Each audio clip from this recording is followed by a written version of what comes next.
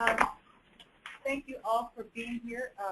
If you're thinking about going to the grocery store tonight to prepare for the snowstorm, it's all gone. There's nothing left. It's over. Snowstorm? Me too. So I have, before we actually start with the presentation, I just want to go kind of frame where we are right now and tell you what we're going to do tonight and then what we're going to do after tonight, just so that you're thinking about it as you're listening tonight. This tonight is the big reveal. This is the first draft of the form-based code language that staff has been working on really since last summer when the plan was adopted. So we're going to have staff and the consultants give presentations on high-level presentations of the material that we have tonight. If you've had a chance to even flip through it, you'll see that I think we're talking 100+ pages of material. And so one of the things that we've done is that we assume that neighborhoods may look at their areas more intensely than other parts of the code. Likewise, commissions may look at different aspects, and property owners may look at it differently. But what we wanted to make sure that there were at least a core group of people that were committed to actually reading the entire code, to actually going through it page by page and willing to provide comments. We have 4 people that we tasked to do that, and we're calling them readers. But the purpose of my bringing this up is that anybody who wishes to be a reader can also join that group, but it is basically a commitment that they would read the entire code and be prepared to comment on each section. The people that have committed to read the entire document are myself, Takis Karantonis from CPRO, Brad Mulberry, and Chris Bortler. We reached out to others, but it's a really big commitment to go through this. Even though there's pictures, the pictures are often pretty dense with material too.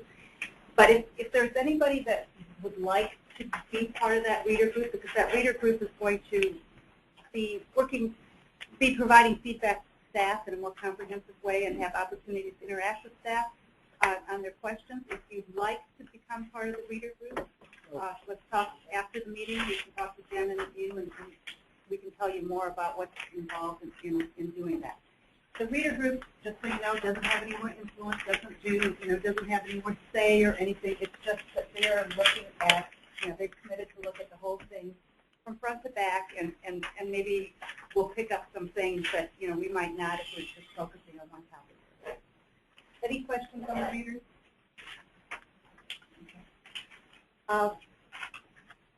So after today we're going to get a high-level overview. After today, there's this expectation that each of you will begin to review this material. You may have questions. You may have comments. Remembering that the purpose of what we're doing is we are trying to faithfully implement what we adopted. So it's not our intention to be creating new material that we're going to discuss and debate in terms of whether we agree or disagree, whether we like the approach. The outline of the plan was adopted by the county board last July. Many of us worked on that for many, many years.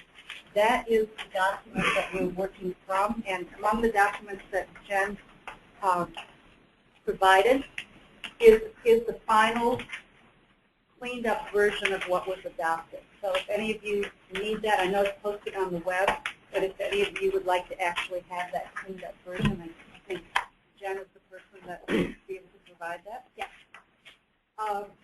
So when we look at what we're doing, staff is going to provide spreadsheets for us to actually give our comments into, and staff can show us what they're like. I don't know if they're going to show it tonight or later, but they're going to start to compile comments. I think the comments may kind of fall into 3 groups. One may just be questions. I just don't understand what it is. The others might be errors. On page 3 you say this, on page 10, is that inconsistent? And then the third level of comments would be, I don't think you faithfully implemented what was approved, a more substantive question. So as the staff captures those kinds of questions, they will try to actually categorize them. The clarifying questions we hope we can answer very quickly. The errors, if we agree that they're errors, we will correct. And then we'll sort of be left with things that might be issues. Things that, I really, we're not sure if that's really what was intended. I guess you'll do that by having people call you with clarifying questions or submit comments in writing. And I can talk a little bit more about that in a minute. And you'll do that, okay. And so that's sort of the game plan after we leave. So I wanted you to know that going into this presentation, what would happen next and how your comments will be collected. I don't see any way that we can address everybody's questions and concerns in the time that we have. And I assume that many of you have not read all the material yet, and that you will think of things later that you would want more information about or wanted to add. So that's where we're going. The one other thing I want to mention is that the presentation that staff and the consultants will do tonight will be recorded. So that it can be posted and so that your neighbors, your other commissioners, anyone else that's interested can actually get the high-level overview. What that means for us is that I would like as much as possible to be able to go through this, have them make the presentation as far as they can. Obviously, if you have burning, clarifying questions that prevent you from being able to really follow this, you may ask them, but just be aware that you will be part of the program unless I don't know if you can get edited out. If you don't like your question, you think about it later. Wish you hadn't asked that, right? So the first part will be recorded, and then when we get to discussing, staff will let us know when, I guess that's Matt, will let us know when we're no longer being recorded, and then we can ask whatever dumb questions we want, right? So anything else? Any other housekeeping items? We have a schedule. We're holding 2 dates, April 4th and April 11th, for additional meetings. Okay. The first would be to look generally at comments. I guess I'm going to give you your presentation. Go ahead. Sorry. All right. And then the fourth, to review specific questions. I'll stop here and let Jen, you can amplify this. Okay. And Takas, I hope we can find a seat. This one. Yeah. Come on in, Takas.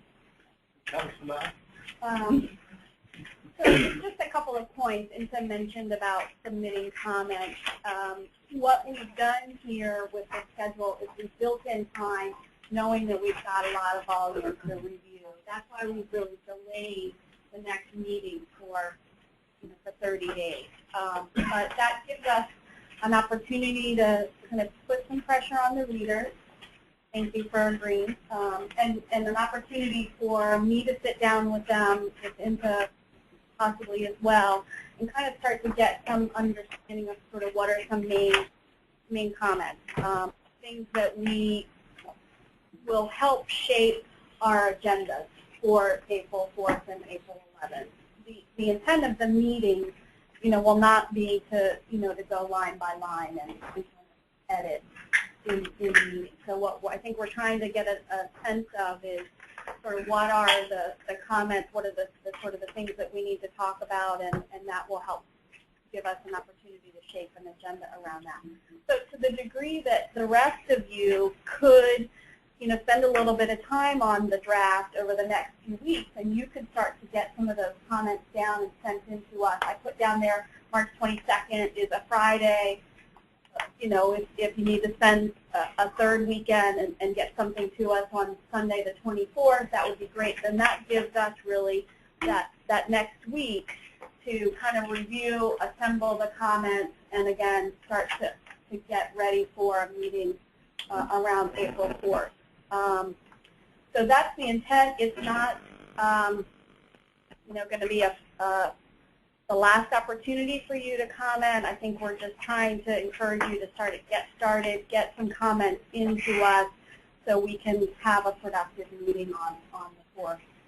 Ultimately, what we're trying to do is go through those next meetings and have enough good feedback that we can then prepare the revised draft. And our overall schedule, which we laid out for you in prior meetings, was we would develop a revised draft, and then we would review that through the same cycle again, and then be preparing a final draft ready for advertisement sometime in the early fall. So again, it's not your last opportunity, but I would encourage you to try and do what you can to submit comments on and around the 22nd of March in a few weeks.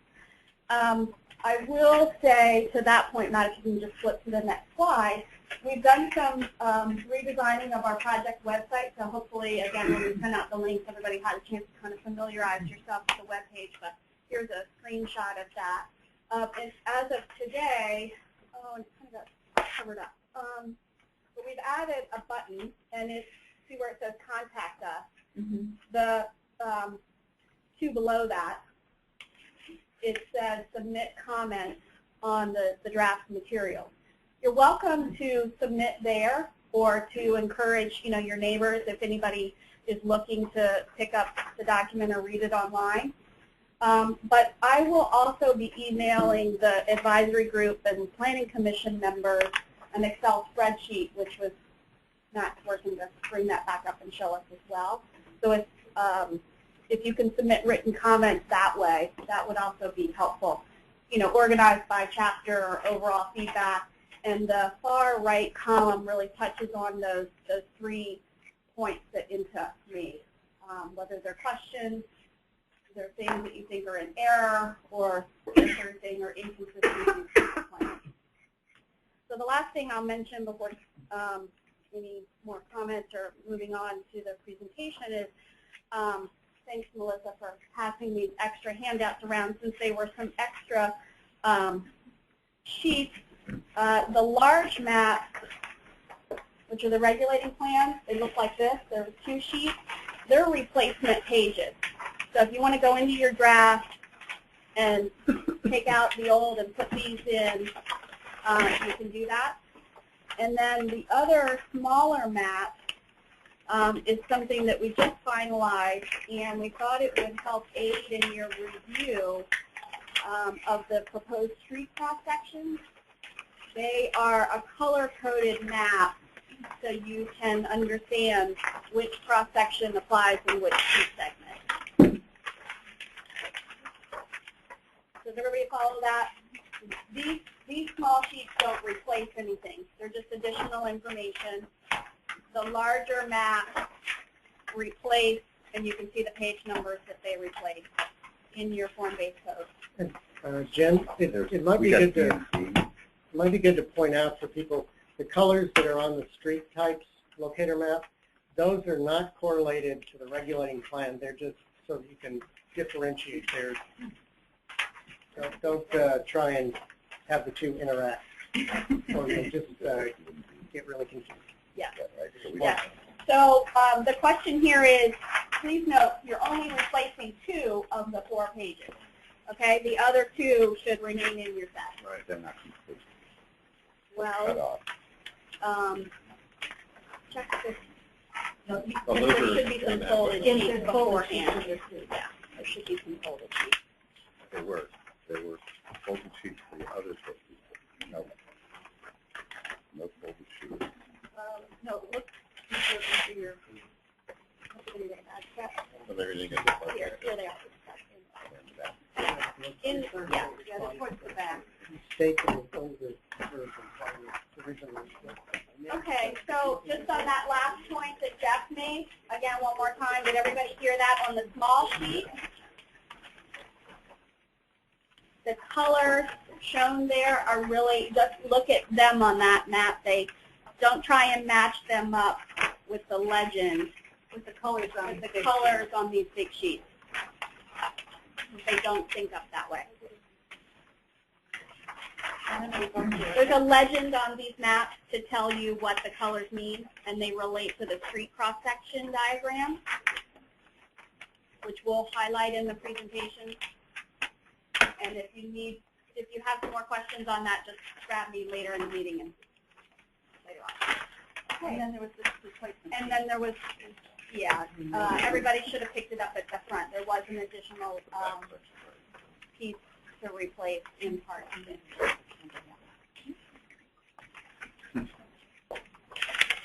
Okay, so I think that covers my item. So I'm ready to turn it over to Jeff Farrell can get us started. And I guess Matt is giving us the signal. We're recording. Jennifer, what was it? All right, wish me luck.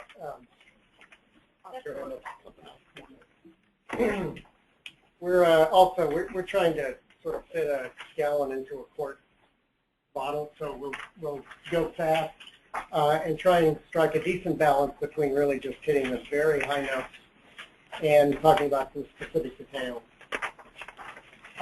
And really the page in the code early on, how to use this code. In essence, that's what I want this talk to be about, is so that when you're looking at the code yourself, you have a notion how to use it, because it is very different than conventional standards. Table of contents. I want to point out something specific here, and you may know this. There's a definitions, defined terms in the code. Whenever you see a word in the code that is in small caps, it's not that we're just trying to yell in type. It means that we're using that word or that word pair in a highly limited and specific way. This is something that's in the old code, this is the 2003 code. We're doing that again. I wanted to point out two new terms in that. In the old code, we sometimes referred to the lot. And thinking about that in kind of a straightforward way, we were thinking about a building and a plot. And especially the neighborhood area plan, a lot of these lots, these properties are acres. So that there's not that correspondence between the building and its lot. So specific areas in the code will refer to requirements for the development project, and that's really what gets submitted to the county. So you as a developer, that's what you're developing. That's the overall project. There's certain rules relative to the development project. There are also certain rules relative to what we're calling the BES, the Building Envelope Standard Site. And that is, to put it in a layperson's terms, which are the best terms, the lot in a conventional relationship with a lot and it's a building. It's the part of the land that an individual building is using, is the part that it sits on and the part it uses, like the front yard, the backyard. So when those pop up, that's why we addressed the problem that happened earlier. General provisions, this is the stuff that I'm bad at, planning staff is really good at. Right. Regulating plans, a big chapter, and if you follow through, these are the 11 by 17s that pop out. Introductory standards, next we'll still right to them. And I'll lay them out, and on each page, now I've cracked them a little bit so you can see. This is way out west. Here's a line to that other county. Regulating plan, a lot of colors, a lot of lines. Next, intense. This is the central area. I didn't put in the standards, the key, because it just doesn't fit, but notice there's something special going on here.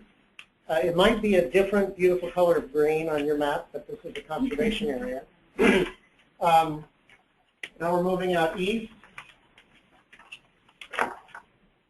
Here, you might start to recognize some of the buildings. This is the Dorchester building, but intensity. And then let's go last but not least, at a much bigger scale than the other, Foxtrot.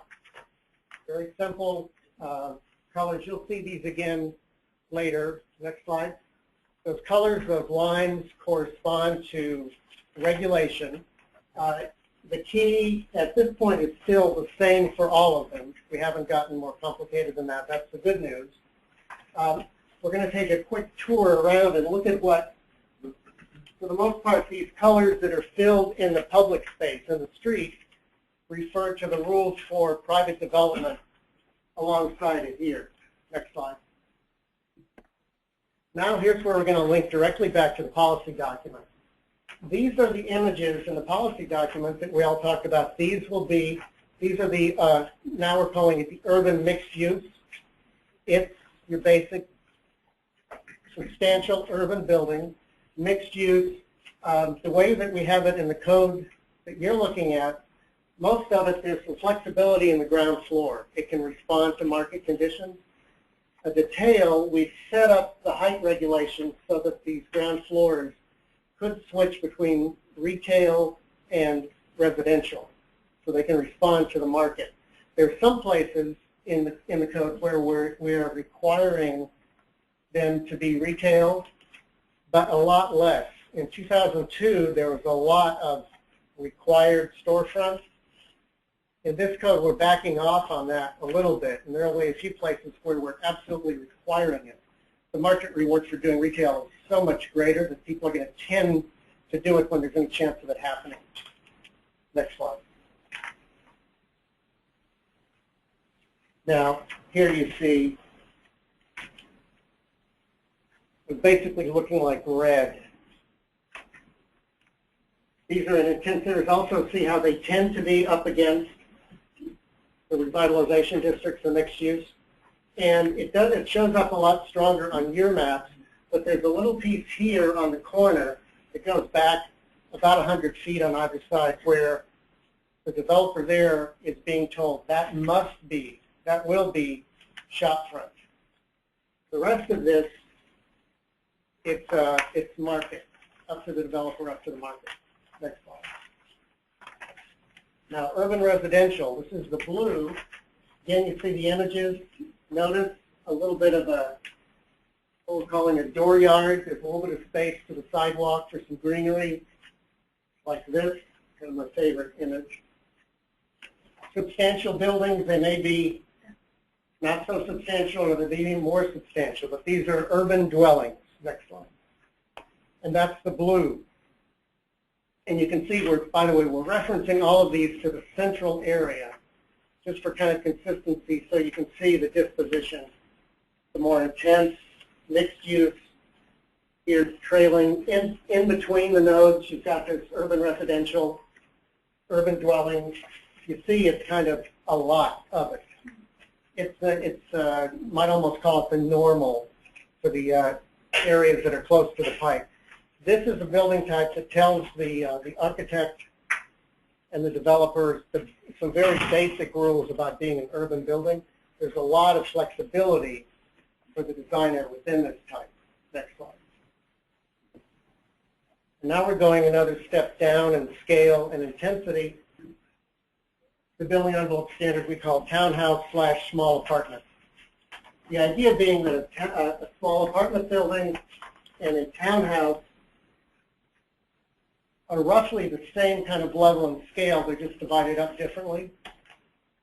Here are small apartments, kind of brownstones. Next slide. And you'll see these are used where we're stepping down. So that, now on this street, this is 12th, isn't it? 12th Street, interestingly, has a mix. There's more, I think, single families up here, but there's already a townhouse edge. So this is very literally like-facing like.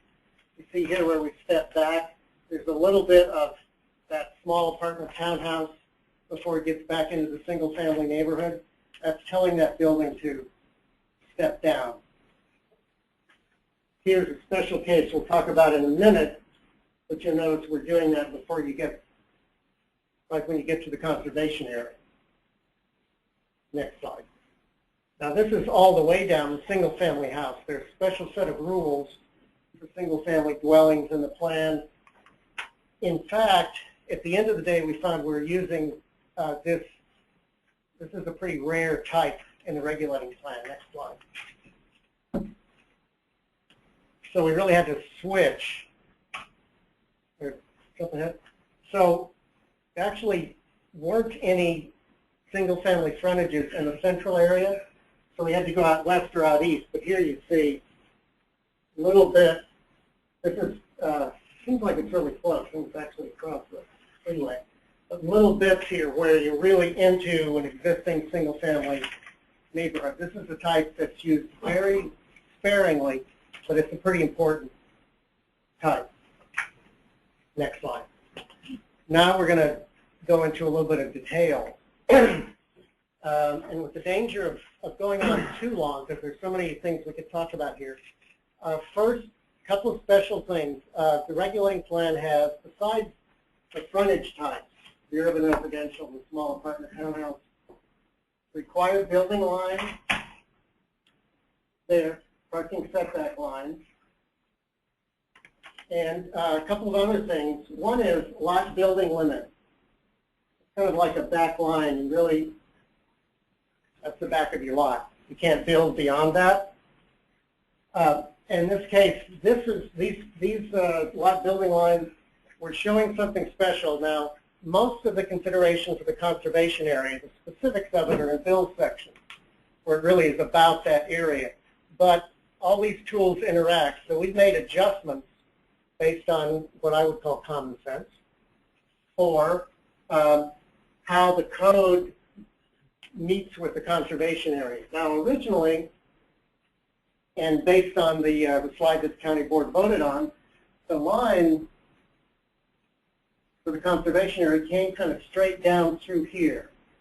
It clipped off the nose, or whatever, of this building, and came at an odd angle through here, and this puzzled Jim, so we had a conversation about it, and we moved that around a little bit. We added this, because it's the whole building, and here we enlarged this a little bit to allow for this to be more of a pair of buildings. Now, in fact, you've got two places where the line, and there's just no avoiding it, goes through a building. So we're talking about some building having a little bit of surgery done and maybe a new facade put on there for the older ones. But we changed this so that instead of only saving that much of the building, it's moved out. This is a line which everything under that line has to be saved. So in fact, when this property is developed, the developer, the architects will look at this and figure out where is a sensible place to make that cut on the building. Sounds awful, kind of, but there's a great way to do it, and actually similar to the bump outs, which have been done really well. But so that's going to come into the white space. So really, more of that building than you see in green is going to have to be saved. I can't imagine someone wanting to do it in an odd angle. And the other thing is this lot building limit there is put there so that there will be, however much is built in the new area, this minimum breathing room, so that all these houses, because these have windows on them, will have that space between them and any kind of new building. So it's taking an extra step. The other thing I'd point out, this is the small apartment townhouse frontage, but here is a specific label on it that you can't build townhouses on this strip because they're of a different character. It's one of the things Bill's document talks about specifically. Townhouses are like this. These garden apartment buildings are more like this. So here, you're restricted to small apartments, and you can't do the townhouse vertical definition. And also a quick point, these are the tracks of the public open spaces. And a quick point is what we're showing here inside the hatched area, that's comparable to the required building line here where the building would sit. This is pure park, mini park in this case. You kind of see here's the line where the curb would be. So in essence, in perception, when you're at one of these parks, they will look bigger than that because in addition to this area, you have the sidewalk and then the tree lawn. So the size of these will be bigger. What we're showing is really technically the tract in the same way we show a buildable area on a on a private lot. Correct. Public open space. More about that. This has been set up, and there's more to read on this, definitely. But roughly speaking, there's three categories. Urban plaza, which are done on the Pike. An idea they have more pervious, more hardscape, they're more active, more busy. Many parks, which are off, here, a bit less hardscape, more activities, and then the neighborhood park, which is the largest here, and actually in the regulating plans, there's only one at the scale of the neighborhood park. There is also, in the urban space standards, a section where there's an idea about these being, there it is, activities and amenities that go with these parks, that when one of these is done, in addition to putting forth the design on specific chart, this happens to be on page 55, there's a mix of passive and active amenities that would go into the design of these. Things like climbing statues, bocce courts, etc. Next slide. And here, I was trying to save this from the text, but the three types: urban plazas, mini parks, neighborhood parks, particular regulations about the open space, the percentage of hardscape versus pervious surface, and the idea about the programmed areas, how much of it is programmed, and also how much of it remains just open area, where you can do all those things that don't quite have a name. Don't quote me on that, that's interesting. And then things that are being worked out here, particulars about who built it and how the administration of that is done. Next slide. The building envelope standards, which are talking about what the private sector can build in the third dimension. And I believe you've all seen something like this before. This is very similar to what was done. It's an upgrade or an update of what's in the 2002 plan. Set of rules, which should be on facing pages, talking about the building height, minimums, maximums, siding where it has to sit, where it may sit on the lot, elements, windows, balconies, things like that, and finally simple prescriptions for the uses, which of course, in contrast to the centers, these are very heavily weighted towards residential only. Next slide. Now there's also, I point out, a section in the beginning of the building envelope standards that talks about general standards, things that are applied to all the building envelope standards types. The concept of neighborhood manners, which is the idea of when you're up against existing single-family houses, you give them a little extra respect because those are so valued in Arlington County. These rules are very similar to what was in the older code, the 2002 code, slightly updated. What is different is, and I apologize, this is a little fuzzy, what is different in the bonus height section, because now we're talking about heights not just going up to 6 stories, but going above 6 stories, where you can get 6 plus 2, 6 plus 4, if you do all the right things. So we're dealing with even taller buildings, so we added as kind of an overlay, an additional rule, and this is applying to single family. And the idea is from the property line of a single family lot, you lay out a 60-degree angled plane, 60 degrees up from the horizontal, and whatever other limit there is on buildings that are being built out there in the bonus area, they can't violate that plane. So that all the single family houses would know that they will have this area of open space. Now there are only a few places where this starts to exist, but this is an extra protection that makes sense with these extra building heights. Next one. urban space standards, I already cheated a little bit and got you into this. But the most important part of these, I think, and I guess as an urbanist, equal to the parks and the plazas, are just the streets. That urban environment. An interesting thing, detail, all of the street types, go on to the next one, all the street types we're using have, in terms of their ability to carry traffic, they all have 36 feet curb to curb. So they all have 2 lanes, 2 travel lanes, or 2-way streets, on-street parking. The variation is happening on the side. So there's, and in all cases they have some width of tree lawn, which could be partially paved over with structural soil, things like that.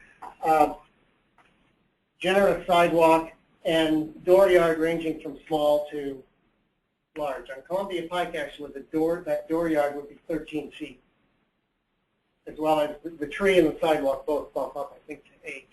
So here's that public environment, the very public environment we're talking about creating here.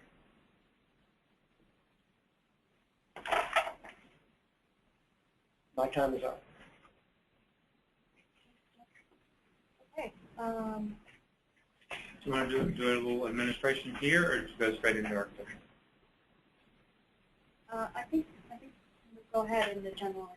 Okay, great. So Jeff has been talking about the building envelope standards, which basically define the relationship of the building to the street.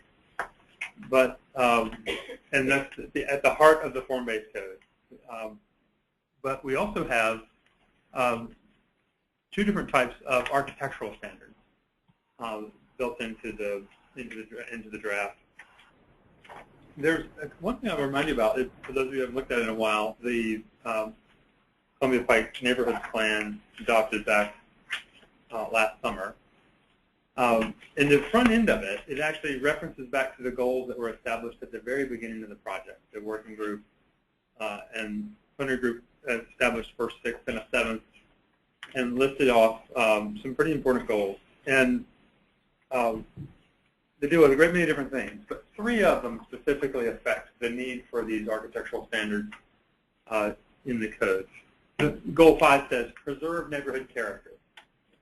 So it basically suggests that we should end up with Columbia Pike you recognize as their Columbia Pike neighborhoods that you recognize as those neighborhoods, that you'll be able to pull the blindfold off if you were there and look around and say, I must be in the Columbia Pike neighborhood.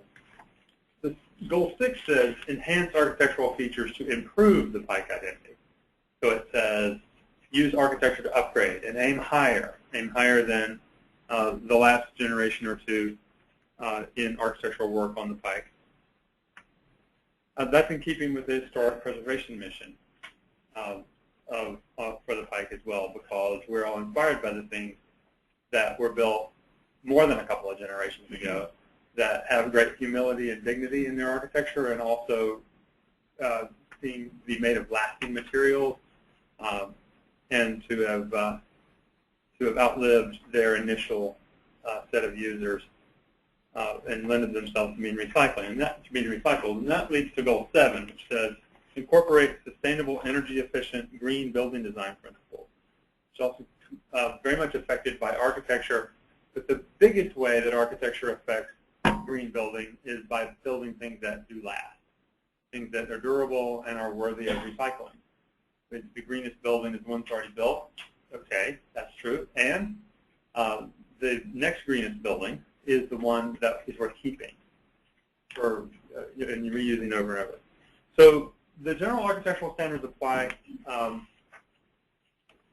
everywhere except those areas where the special neighborhood conservation areas are defined, and we'll look at a map of those in a second. The architectural standards are a quality control tool. There are 2 basic goals. One is the durability I talked about before. Another is authenticity. That is that the building seems to be made out of things that are real, and the architecture responds to the way those real materials behave in the real world. Gravity, light, rain, water dripping off of them, things like that are taken into account in the architecture. Of course, that's very true of the traditional architecture in Northern Virginia. Now, we deal with, in this code, we deal with one exterior building component at a time. Building wall materials, masonry, roofs, dormers, shop fronts, awnings, canopies, balconies, railings, and so on. And then for each of these, like columns or doors, it specifies materials that are permitted, and those are listed. There's actually quite a wide palette in each one. And then configurations that are required. Those are minimal, but what is written is important. There are a few of them that have some special requirements, and that's listed there as well. Now, in every case, it's not a style code. This is different from saying, you know, the Mediterranean Revival Ordinance or the Williamsburg Colonial Ordinance or something like that. It's not that strict, but it does go on the strict side. This is an initial draft, as Jennifer explained at the beginning of our meeting. We expect that there will be revision as everybody gets a chance to go through it.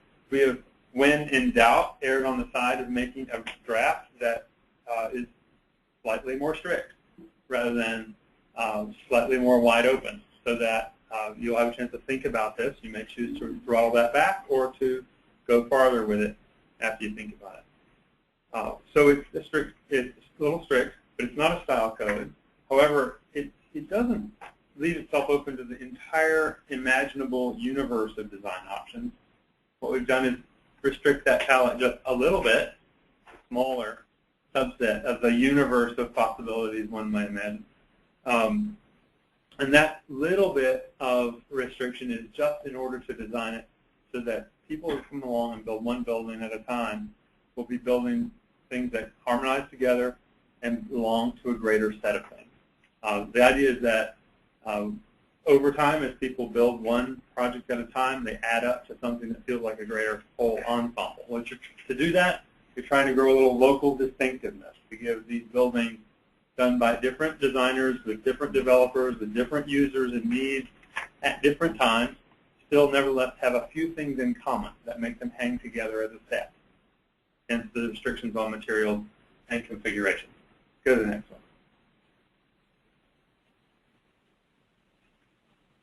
Okay. Now, as if you needed any reinforcement on the need for architectural quality control, just a few things to remind you. If we don't do this, then we'll get things like awnings that don't have any relationship to the openings that they're supposed to shade or cover. We'll get storefronts that don't resemble storefronts and aren't addressing the pedestrian in the way that they should. We'll get materials that don't last. Of course, you know that the ISOS is prohibited already on part of the Pike. That material is on the list of no-nos. Do not do that. But we want materials that will last in the rain and can withstand the impact of a bird and so forth without falling apart. That's a relatively new building. And last, we want buildings that look like they actually respect the law of gravity. Here, bricks that, unless they were glued into place, really look like they shouldn't stay up, are being held up by a little thin little metal clip angle. And that kind of thing is resisted by the draft in the code in order to promote a higher quality and less tackiness. Okay, now, where do these go? Well, general architectural standards apply in all of the white areas inside the boundaries of the special neighborhood revitalization district, except they don't apply in the conservation areas which are shown in this darker brown color, like Barcroft and Fillmore, and they don't apply in those areas that are called out specifically as being adjacent to those areas. Those areas that are indicated here are governed instead by a second set of architectural standards, which has been given to you, I think, as a separate document or in your packet. And Bill will describe those shortly. Okay. Let's go to the next one.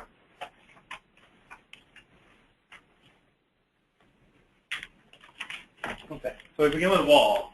The palette is generous, but it is limited. They're all the materials are listed here, and then you'll notice that the palette is wider for single-family attached and detached homes, and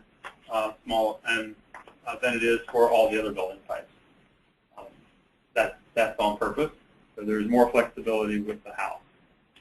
Next. And then just zooming in on some of the kinds of pictures that are shown. There are illustrating things like when you do siding, you do a corner board. When you do brick, you do minimum brick detailing. When you do stucco, the finishes are specified. They'll be able to see the hand of the workman. It won't be possible to satisfy the code by standing in the center of the street with a hose and spraying stucco on the side of the building from out in the middle of the pipe. That won't work.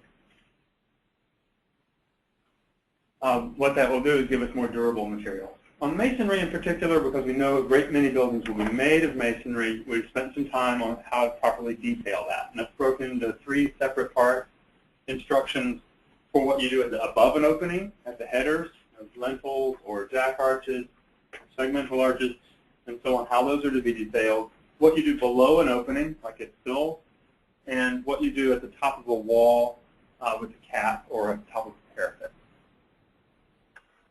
Further on that? Next.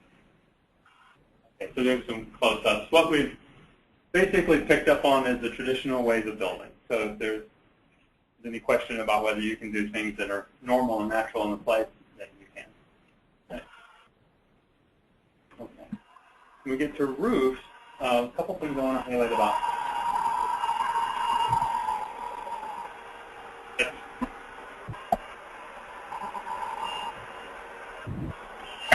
Got a little feedback going there, Matt.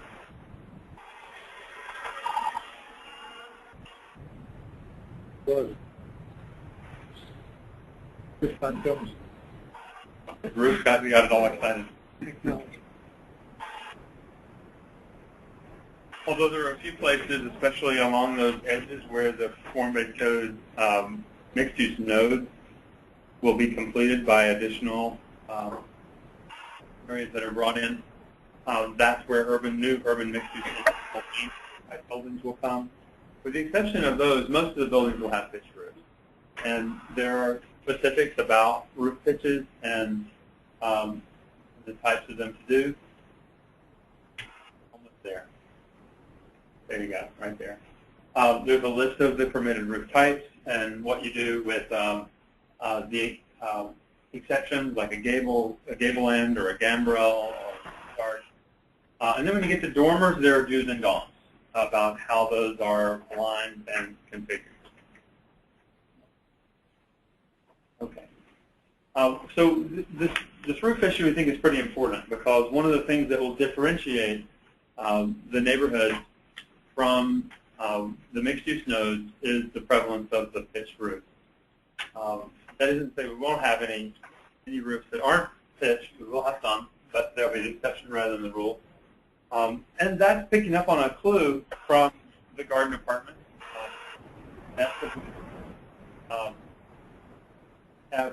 Have pitched roofs, and so there's memory in that can be carried over into the family of new buildings. Where we do have storefronts or shop fronts, there are instructions here that basically call out the basic grammar of, or the anatomy of how to properly assemble a storefront. So it relates to pedestrians and fits in with the other kinds of facades that will be on adjoining buildings. Glazing down below versus above and so forth. Next. Awnings and canopies get the same kind of instructions. The fabric awnings, there are a few do's and don'ts here, like, for example, no high gloss, plastified, or shiny or reflective fabric are permitted in the awnings. And when you get to the canopies, there are instructions about how they're supported with brackets or chains. You'll want to spend some time with the section on columns and piers. This is one of those things that's easier to explain in pictures than it is in words. But there are better and not so good ways of assembling a column and the beam that it supports. the structural elements that it supports. And so we've illustrated the right and wrong way to do that, and we've included reference text for how to do this, excerpts of which will be appended to the code. This is how to do that. Then when you get to piers, they actually can vary quite a bit in size, and you're permitted both square ones and rectangular ones, so that's called out there. Okay. And doors and windows covered the same way. There's a section on how to properly detail garage doors, where those are visible. Okay. So, this won't be unfamiliar to those of you who remember the code from 10 years ago, applied to the revitalization district nodes. There's a requirement that the openings be rectangular in orientation.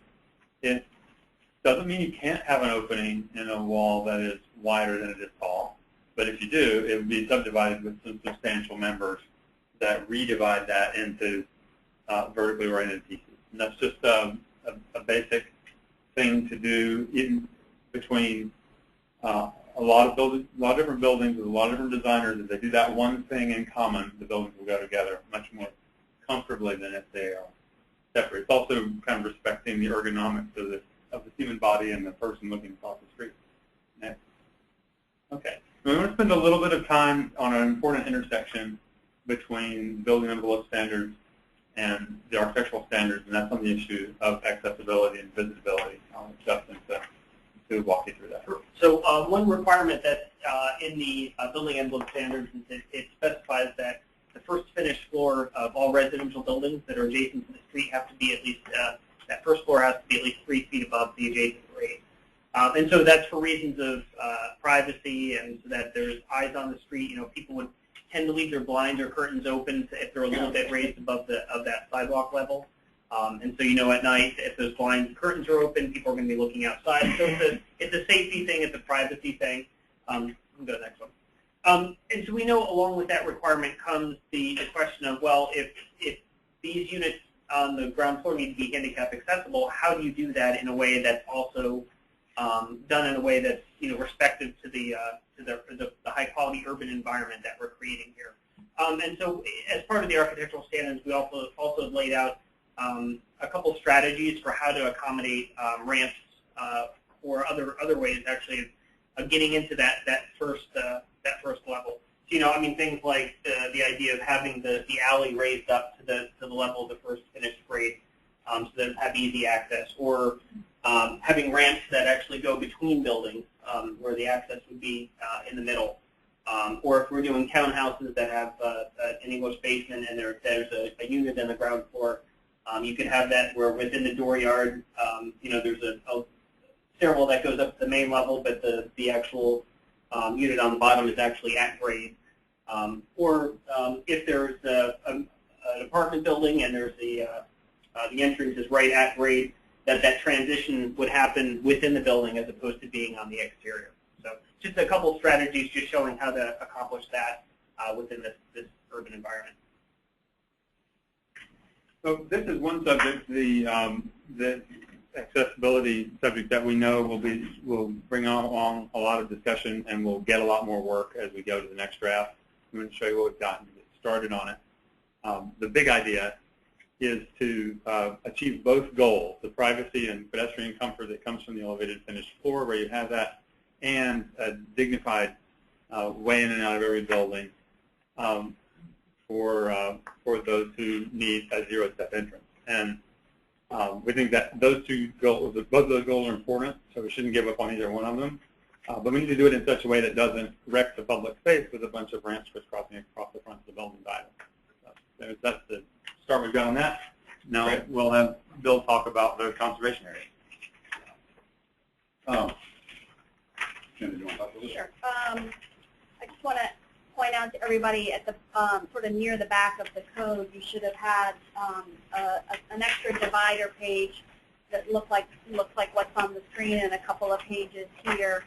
Segueing now from the general architectural standards and sort of touching on what we talked about at our last meeting in January, we spent a lot of time talking with Bill and the team in terms of you know, how to approach the areas in the conservation areas. And knowing that we wanted to have, a high degree of compatibility with the existing conditions for new construction, and we were allowing some renovations of buildings. So the approach that Bill's going to, walk us through here is that we've got what we consider here as a supporting document. It's a companion piece. It is not in the form-based code, because the approach that we've taken is that these are guidelines. Although they are titled at the moment Conservation Area Architectural Standards, we've done some back and forth in terms of what's the right title for this, looking at how the term guidelines is used relative to local districts. This is not a local district. We wanted to sort of err away from that term. For right now, we've used standards, but they are not intended in the true prescriptive sense the way form-based code standards are, in very firm fashion. So I think the point here that Bill's going to walk through in terms of how they would be used, how they would be applied, but in looking at them in terms of appropriateness and trying to get compatibility, I think the thinking was that we wanted to have some guidance in place and that there would be some flexibility and a look at how they would come together, and that the HLRB would be integral in that, and that it was an approach that was a better pathway than a firm prescriptive set of standards. So. Relative to what Victor was just describing in terms of the architectural standards, I think on the one hand they're the same. On the other, I think there's some subtle but pretty important distinctions between an aesthetic that's developed sort of from the ground up, if you will, relative to new architecture, sort of creating our context, and the conservation standards where the aesthetic exists. This is about architecture and how it relates and how it's compatible to an existing fabric. So I think, again, while they both live in the world of standards, I think they're subtly but distinctly different in that sense.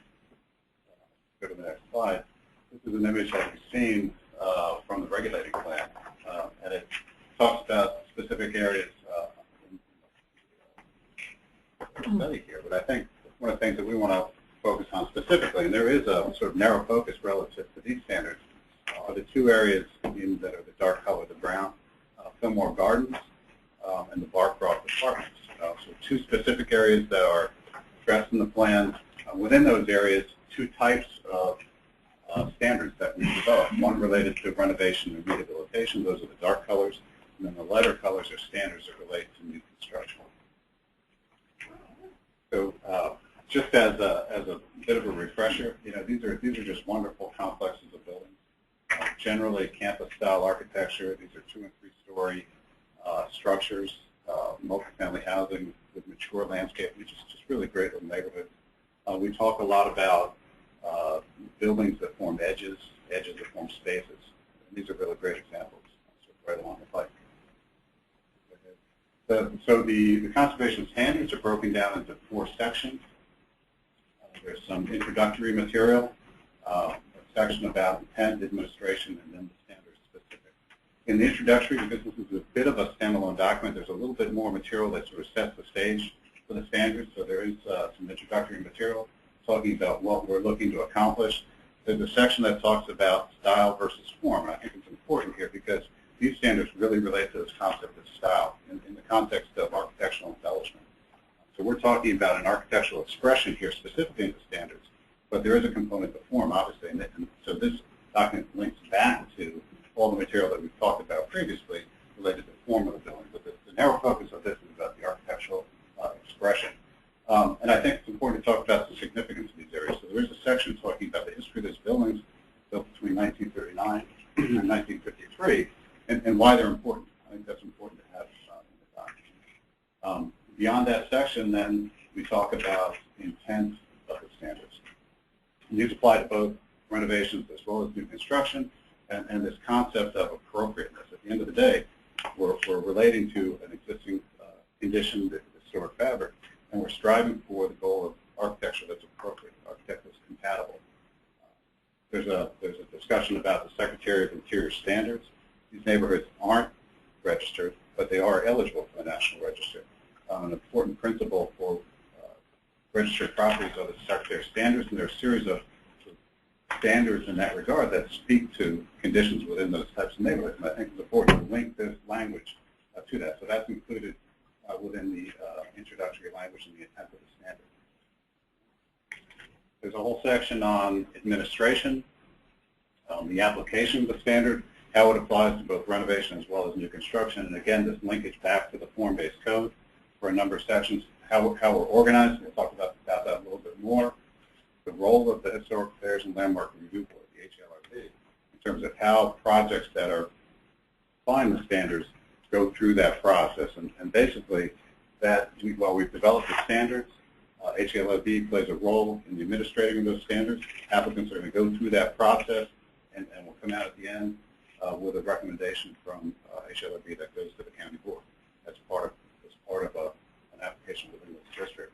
There's also a component of voluntary compliance. While we recognize that these are designated districts identified on the plan, there are a number of other neighborhoods in there where one might choose to use these standards to their benefit, might have the benefit of working with HLRB to go through that process. So it's language about voluntary administration as well.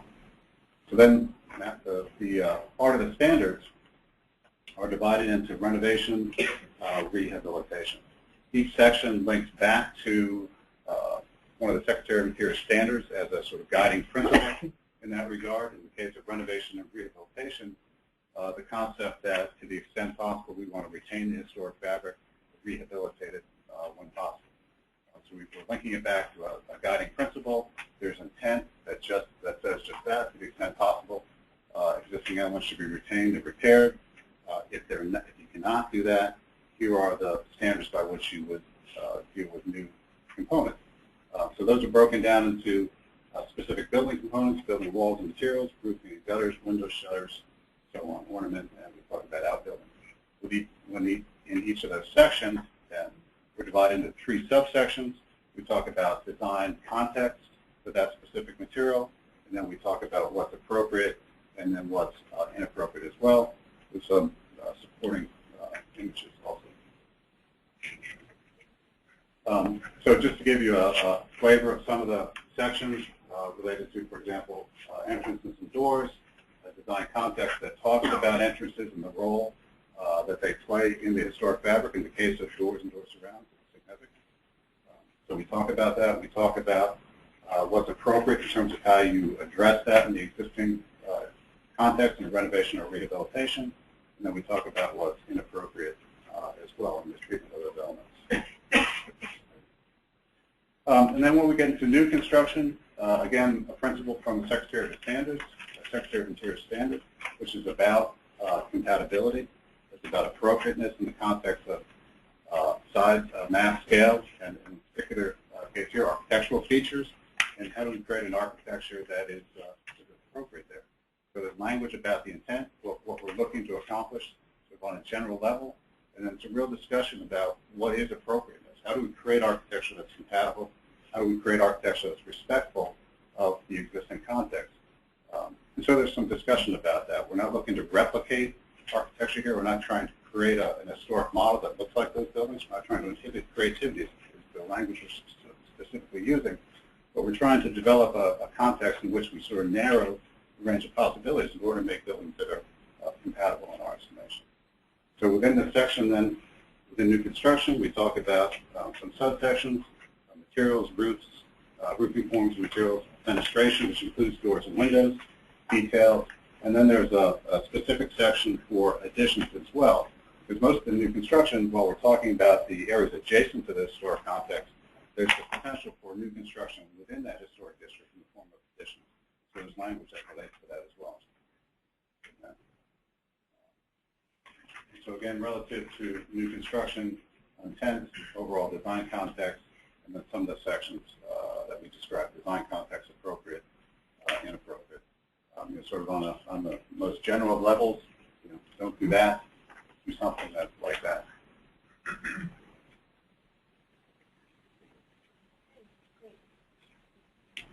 Okay, just want to touch on a few final pieces. Yet again, pointing your direction to another piece that was in your packet, and it was posted online as supplemental information. Some of this is ultimately going to be included in the form-based code as Part 2 administration. We were just doing a little bit of work in concert with the consultant, and it didn't make its way into the formatted document. There is some additional zoning recommendations in this packet, but I'm not going to go through everything this evening. But just touching on something that we talked about back in January, one of the items that we said we were going to kind of look at and talk with you was what projects would be reviewed administratively by right versus those that would be elevated as a use permit. So this document outlines that piece and the differences between those. So take a look under the heading of the Part 2 administration. Just some highlights, though, are that the projects that we would elevate to use permit review are those that request modifications of the code regulations in the same way that they do today. We've enumerated some of those items. We also talked about the areas in the conservation areas, that those would also be under review for use permit and introducing the HLRB review.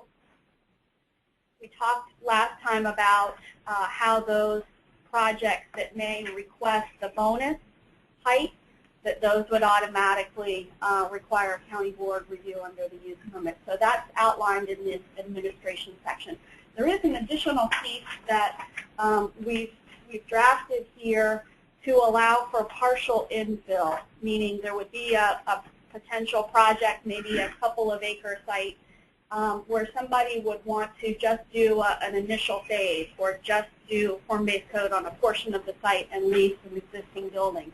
So what we've allowed is if somebody needed some adjustment to the underlying zoning regulations in order to allow for that infill, that the board could evaluate modifying some of those zoning regulations for things like setbacks,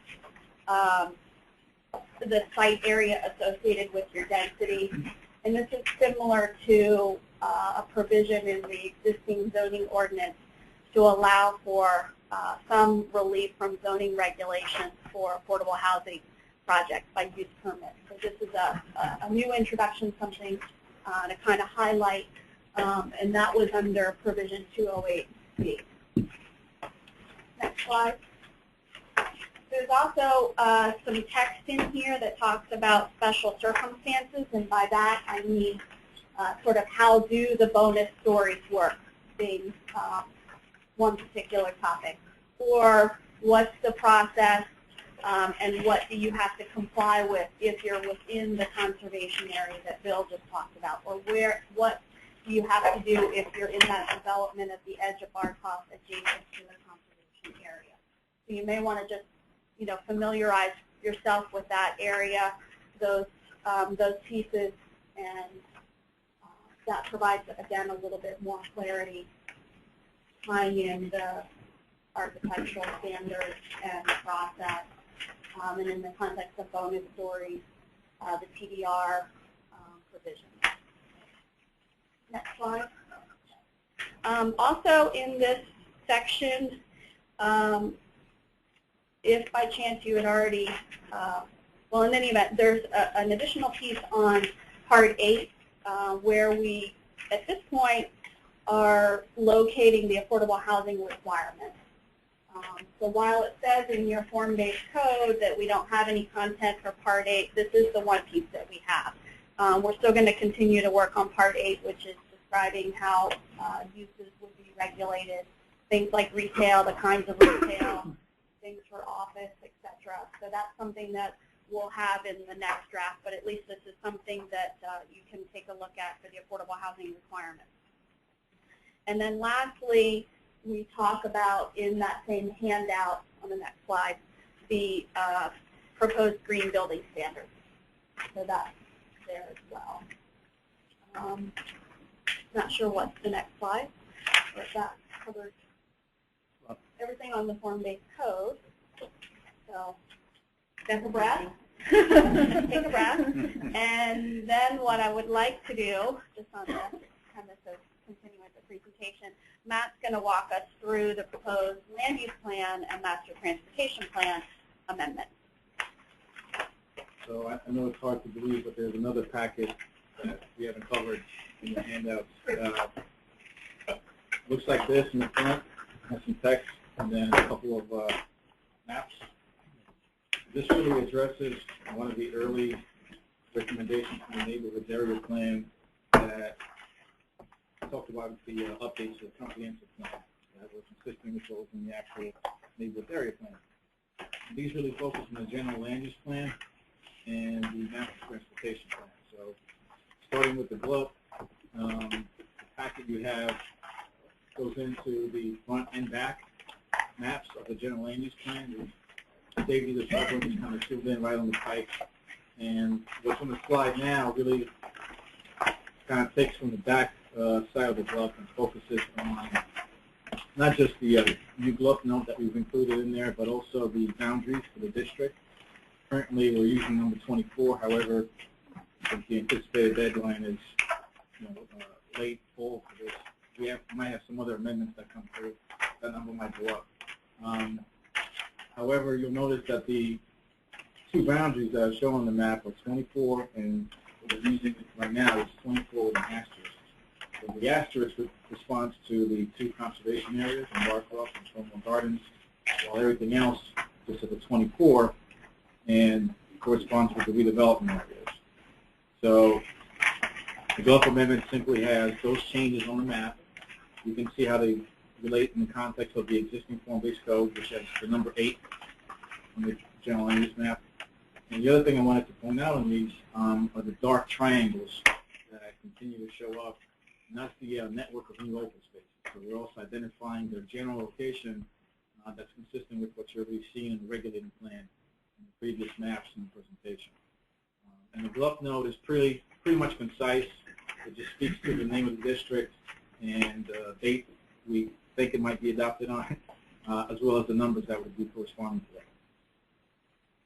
The other part of the GLUP amendment is going to be covered in the GLUP booklet, where obviously there's several instances where we track the actual area plans. So the neighborhood area plan will be added to that, including in the matrix, which is in the back of the booklet right now. We also kind of track where the revitalization district is going to be located. And there's also 2 pages in your handout that speak to the entire Columbia Pike corridor. So we've kind of made some early adjustments to the text that kind of track the planning history and the process involved that we just wrapped up in July.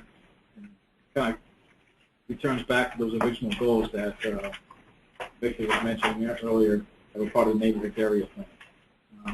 And in an effort to kind of conserve some paper, even though the entire booklet is linked in line, what you're looking at here, we've kind of just isolated the changes that were done to the booklet and preserved them for a full page. And everything is kind of piled just to give you that context and preserve some paper. That takes care of the GLUP amendments. The other part of the comprehensive plan updates includes the master transportation plan. Here, again, we're returning to the transportation map that was included in the neighborhood plan and making sure that we're capturing all the vehicular and bicycle connections throughout the entire Pike. This gives you just a snapshot of what the western edge of the Pike will look like. The legend clearly indicates where the bicycle, where the vehicular connections are anticipated. And to take that a step further, staff has also looked at the 3 cross sections that are already in the plan in the form-based code and match those up with what the street element already includes with the master transportation plan, and basically coded all the new street segments in 3 categories that you see there: neighborhood minor, neighborhood principal, and urban center local. And those are largely based on the context in which they're located, as well as their anticipated transit use. So looking to kind of get your feedback if we captured everything, if those are the appropriate categories for the streets, and move forward with any changes that might have to be made. That kind of wraps up those changes. Terrific. I think we're ready to move into the Q&A piece, and I'll let you cover that. For the moment, we can leave the next steps up on the slide, in case anybody needs to just remain familiar with our request and next steps. So that concludes staff presentation. Yes, and the mic can go off, right?